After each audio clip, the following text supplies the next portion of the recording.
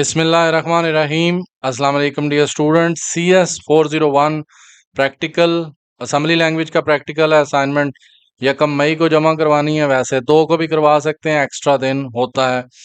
इसमें आपके लिए सबसे पहले चीज़ें ज़रूरी हैं कि आपके पास डॉस बॉक्स होना चाहिए, नासम होना चाहिए, ये इंस्टॉलेशन बड़ी ज़रूरी है। असम्बलर आपके पास होना चाहिए और डॉस बॉक्स इंस्टॉल करना ज़रूरी है। ये आपके LMS में पड़ा हुआ है, वहाँ से डाउनलोड कर लें जाके। LMS में डाउनलोड सेक्शन में आपको अवेलेबल है। आप प्रोग्राम पे आते हैं तो हमने पहले आपकी VUID, स्पेशली आपकी VUID के 9 डिजिट्स लेने हैं। पहले 9 में से 4 डिजिट्स का ज़रब करनी है, मल्टीप्लाई करना है, प्रोडक्ट लेनी है और उसको सेव करना है एक वेरिएबल में। नेक्स्ट जो 5वां डिजिट है उसका हम लोगों ने फैक्टोरियल लेना है। Compute the factorial of 5th digit और उसको स्टोर करवाना है BX रजिस्टर में, और multiply the last 4 digit and store the value in DX register. आखिरी 4 जो होंगे, टोटल 9 है, पहले 4 की ज़रब करके एक वेरिएबल में रख लेनी है, फिर 5वें का फैक्टोरियल लेना है, 5वां डिजिट जो भी होगा, और फिर जो है वो छठे से लेके 9वें तक 4 डिजिट है, उनको फिर ज़रब करके जो जवाब आएगा वो DX में रखना है।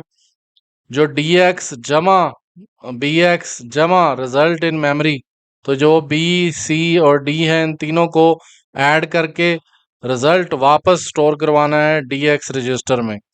तब आपका ये प्रोग्राम चलेगा और उसका फिर स्क्रीनशॉट लेना है आपने। एक से ज़्यादा स्क्रीनशॉट भी ले सकते हैं, कम से कम एक लेना है। प्रोग्राम आपने कॉपी करना है। अब हम चलते हैं कि इसको मैंने यहाँ पे रखा हुआ है ताकि आपको सही नज़र आए।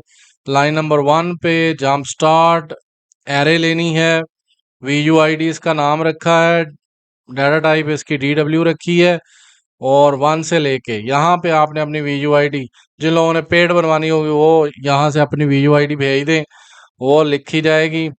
आगे रिज़ल्ट जो रखना है हमने RES_B, तो रिज़ल्ट जो हमने पहले ज़रब का पहले 4 डिजिट्स का रखना है वो ये है। तो पहली VUID में जो 1 है वो आ जाएगा, फिर 1 + 2 3 और 4 ज़रब करनी है, वैसे ये मल्टीप्लाई लिखा हुआ है। पहले हम 1 लेके जाएंगे इसके अंदर, फिर 2 1 मल्टीप्लाई बाय 2 करेंगे, नेक्स्ट मेमोरी यानी 2 साइज या 2 बाइट के जंप लेके आगे जाना है। तो VUID जो भी होगी उसका नेक्स्ट 2 डिजिट्स 2 बाइट्स जो मूव करके अगला डिजिट होगा, तो ये मूवमेंट के लिए यूज़ करते हैं। +2 नेक्स्ट इंडेक्स कॉपी करना है, इंडेक्स में क्या पड़ा हुआ है। 1 मल्टीप्लाई बाय 2, तो यहाँ पे 2 आ जाएगा। नेक्स्ट जो है वो 2 मल्टीप्लाई बाय 3, तो इसके रिजल्ट में 6 आएगा। नेक्स्ट मल्टीप्लाई बाय 4, तो 24 हेक्साडेसिमल में 18 होता है, वो 18 ला के स्टोर कर देगा इसके अंदर। नेक्स्ट वन हम 1 से स्टार्ट करेंगे क्योंकि हमने ज़रब करनी है, फैक्टोरियल लेना है 1 से। तो कौन सा डिजिट है, वो 5वां डिजिट है, 5 इस जगह पे आएगा, और उसको मल्टीप्लाई करेंगे अनटिल के वैल्यू 1 हो जाए। 1 = तो उसको लूप चलाना है, 5 दफ़ा चलाना है, जब तक उसकी वैल्यू जो है वो हम लोग 5 दफ़ा जब काउंटर चल जाएगा 1 से लेके 5 तक, तो तब तक हम चलाएंगे। ये काउंटर की वेरिएबल है, तो 5 तक, 1 से लेके 5 तक ये ज़रब करेगा, और ये CX काउंटर के अंदर वैल्यू थी, 5 दफ़ा वो लूप चलेगा। 5 दफ़ा जब चलेगा, 5 ज़रब 4 ज़रब 3 ज़रब 2 ज़रब 1, तो इस तरह फैक्टोरियल आ जाएगा हमारे पास 120। 120 को हेक्साडेसिमल में 78 लिखा जाता है। नेक्स्ट जो अगले 4 डिजिट्स हैं, नंबर 10 इंडेक्स पे, 12 पे, 14, उनको मल्टीप्लाई करेंगे, तो यानी 6 multiply by 7 multiply by 8 multiply by 9, तो वो 3024 आता है, जो मेरे पास आंसर है। आपकी VUID का जो आएगा वो देखा जाएगा, प्रोग्राम के हिसाब से वो फिर DX में स्टोर कर लेंगे। ये BX में स्टोर किया, ये मेमोरी में स्टोर किया, ये DX में स्टोर किया। तो ये DX में जब स्टोर करेंगे तो ये 3024 आता है। जो ये वाली वैल्यू है आपकी जो होंगी वो आपको पता होंगी। रिजल्ट बी में हमारे पास 18 था जो हमने डी एक्स में रख लिया, और डी एक्स में जो था यानी डी एक्स में अगर 78 था, डी एक्स में अगर जो 3024 जमा रिजल्ट तो यहाँ पे आ जाएगा। उसके बाद जो बी एक्स में वैल्यू थी 120 वो उसमें जमा होगी और वो डी एक्स में आ जाएगी। तो ये टोटल जो है वो 3100 समथिंग बनता है और उसका रिजल्ट हमारे पास आ जाता है। और ये यहाँ तक इसकी कोडिंग है। इसको चलाना कैसे है वो आप देख लें। इसको पहली तो बात है सेव कैसे करना है। फाइल में जाएंगे, सेव करेंगे और नाम देख लें sprp.asm और इसको नेसम के फोल्डर में सेव करना है। अब मैं आपको डॉस बॉक्स चला के दिखाऊंगा। डॉस बॉक्स में आपने पहले डॉस बॉक्स इंस्टॉल कर लें। डॉस बॉक्स 0.7 आपको मिल जाएगा।